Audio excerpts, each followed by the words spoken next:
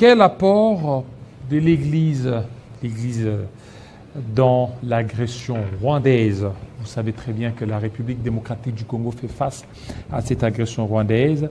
Alors, l'Église du Congo devra certainement apporter quelque chose. Mais déjà, cette Église semble être tout à fait peu divisée. Au niveau de l'RSC, il y a un peu plusieurs tendances qui sortent. Nous recevons pour vous l'archevêque ou le pasteur Ben Lwabea. Bienvenue. Merci. Alors, qu'est-ce que l'Église peut faire aujourd'hui, d'abord, pour aussi apporter son apport par rapport à l'agression rwandaise?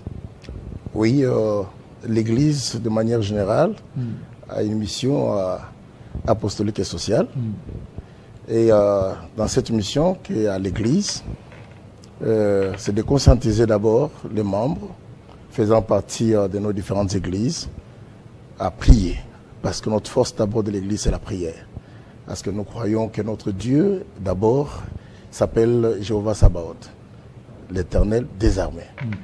Et comme au temps de Moïse, lorsque le peuple de Dieu a connu aussi les mêmes problèmes, Moïse s'est levé, Aaron s'est levé, Hur s'est levé, Josué et les autres.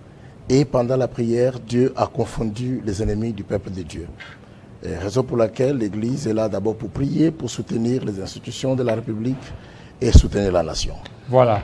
Alors, parce que vous parlez de l'Église, mais déjà au sein de l'Église, il y a un peu des tendances ou des divisions. Comment vous comptez aujourd'hui prier pour que Dieu descende quand on sait qu'il y a un peu de divisions? Au niveau, il y a l'Église des réveils, RSC, il y a aussi la communauté unie des réveils, et tout ça, ça demande certainement, soit est-ce qu'il faut qu'il y ait une entente pour qu'on puisse parler d'une Église unie ou une Église tout à fait désunie? Ok, vous savez, papa Jean-David Kilolo, que même au temps de la Bible, il y avait des pharisiens. Les pharisiens. Il y avait aussi les sadducéens. Ça n'a pas commencé aujourd'hui. Donc, il n'y a aucun problème parce que déjà, notre loi nous permet chacun d'organiser son culte de sa manière.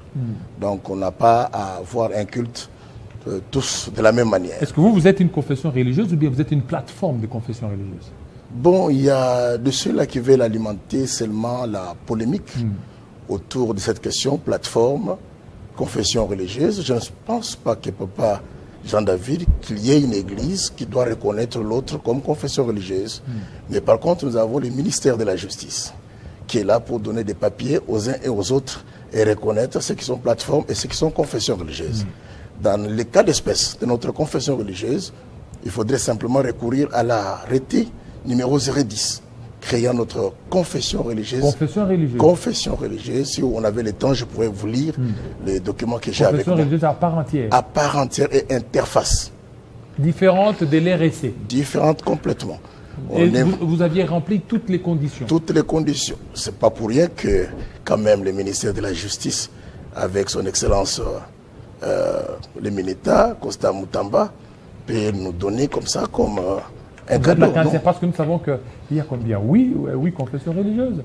Et vous parlez de la plateforme. Ah bon, en fait, plateforme, si vous parlez de la plateforme, c'est autre chose, mais moi je vous parle aussi de confession. Voilà, au niveau des confessions, est-ce que vous aviez rempli toutes les formalités requises pour qu'on parle d'une confession religieuse? Parce qu'aujourd'hui, parmi les conditions pour parler d'une confession religieuse, c'est qu'il faut qu'il y ait une dénomination ou qu'il y ait un élément qui sera différent par exemple de l'RSC. Aujourd'hui, nous voyons au niveau de votre confession, communauté unie du réveil, c'est qu'il y a un peu certaines similitudes. Alors pourquoi on vous a donné l'arrêté d'une confession religieuse? Les noms peuvent toujours, à un certain niveau, essayer de se ressembler, mais pour avoir une personnalité juridique comme confession religieuse, il faudrait avoir une doctrine différente des doctrines qui existent déjà. Et dans les cas d'espèce, concernant notre confession religieuse, nous n'avons rien à voir avec les confessions dont vous citez là. Et c'est la raison pour laquelle le ministère de la Justice a accordé la personnalité aux communautés unies du réveil comme confession religieuse. Parce que nous n'avons rien à voir avec les autres que vous avez cités là. Mais malheureusement, il y a ceux qui veulent toujours alimenter la polémique autour de cette question, comme s'ils avaient la signature pour reconnaître les uns et exclure les autres. Oui, mais nous ne sommes pas dans cette polémique parce que dans notre confession religieuse cure, nous prenons des valeurs. Donc, s'il y a des gens qui se permettent de venir calomnier, insulter, minimiser, ridiculiser, nous ne sommes pas de ceux-là parce que nous prenons les valeurs telles que l'amour, telles que l'unité, et ainsi de suite. Voilà. Donc, vous n'êtes pas une plateforme? Nous ne sommes pas une plateforme, Papa David.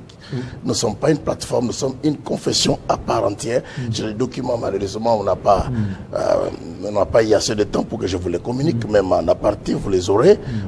Je vous ai parlé d'abord de l'arrêté créant les cures. C'est l'arrêté 0010 du ministère de la Justice. Quand vous lisez déjà au premier article, vous trouvez qu'on nous reconnaît comme confession religieuse. Et d'ailleurs, toutes les invitations envoyées par le ministère de la Justice à son éminence, l'archevêque supérieur d'Odo Kamba, et demande toujours votre confession religieuse, peut-il envoyer des éléments, votre confession religieuse, peut-il envoyer l'offrande, ainsi de suite. Donc nous sommes une confession à part entière. Voilà, vous êtes une confession à part entière. Revenons par rapport à la situation sécuritaire dans l'Est. Il y a l'Église catholique qui a lancé des démarches pour la paix, en fait pour le dialogue. Est-ce que vous êtes partant par rapport aux démarches entreprises par l'Église catholique? D'emblée, je dirais que nous ne sommes pas l'Église catholique, c'est une confession que nous respectons. Et ils peuvent avoir leur opinion, leur position, mais ce n'est pas l'opinion, la position de notre confession religieuse, les cures. Et je vis le prélat en train de consulter les uns et les autres. Et puis, nous ne sommes pas encore prononcés officiellement par rapport à cela. Alors, vous attendez quoi? Alors que nous attendons, la situation demande à ce que vous prononciez. C'est samedi, nous avons invité tous les pasteurs de nos paroisses, tous les pasteurs de nos communautés. Parce qu'à l'intérieur des cures, il y a plusieurs communautés. Et au sein des communautés, il y a aussi pas mal de paroisses. Nous avons invité tous les pasteurs qui sont de notre obédience de venir à l'Embasalongo, à l'église de sacerdoce royal de son éminence l'archevêque supérieur de Dokamba, pour qu'ils viennent écouter notre position de manière officielle. Est-ce que vous n'êtes pas en retard par rapport à d'autres confessions religieuses comme l'Église catholique et l'ECC, l'Église catholique et l'ECC qui a pris le bon moment afin de se prononcer et puis d'anticiper les choses? Papa David, ce n'est pas parce que vous avez commencé que vous avez raison ou que vous allez donner la solution. Mais nous croyons en Dieu. Aujourd'hui, là, nous sommes en train de terminer un jeûne de 3 jours. Un jeûne de 3 jours que nous avons commencé pour le pays. Tous les pasteurs, tous nos fidèles, depuis dimanche à minuit, nous dormons par terre, nous jeûnons jusqu'à 18 h. Et nous croyons que le Dieu de la Bible nous donnera raison, nous donnera la victoire sur tout ce qui se passe à l'Est. Voilà, et puis vous êtes des charismatiques, les pasteurs. Mais jusque-là, on voit, les gens donnent beaucoup plus des orientations prophétiques sur des individus. Dieu me fait voir. Il y a même des gens qui se disent qu'ils sont des prophètes des nations. Mais c'est ici qu'ils doivent maintenant montrer de quoi ils sont capables. Alors pourquoi ces silences? Oui, Papa David, il y a 3 sources de prophétie. Il y a l'homme qui peut prophétiser de sa propre part. Il y a le diable aussi qui peut donner certains messages pour ceux qui appartiennent à son royaume. Il y a aussi les vrais messages qui viennent de Dieu. Cela existe.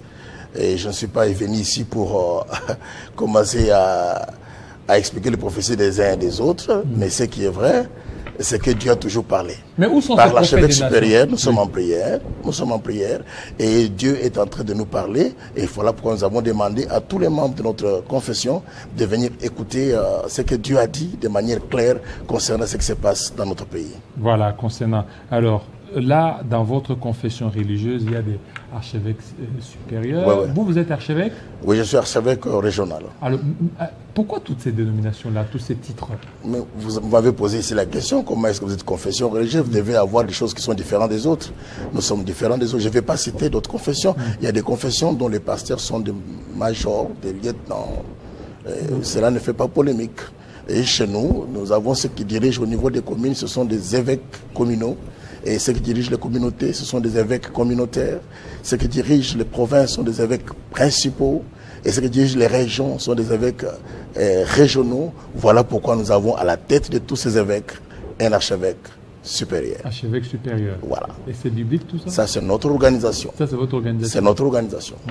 Et dans votre organisation, c'est Dieu qui vous a révélé ça? Et vous savez, ce n'est pas Dieu qui a dit qu'on vous appelle David Kilolo. Ce n'est pas Dieu. C'est le nom que la famille a décidé de vous donner. Et Dieu n'est pas contre cela. Parce qu'il y a ceux qui disent que vous êtes des dissidents de l'Église des Réveils.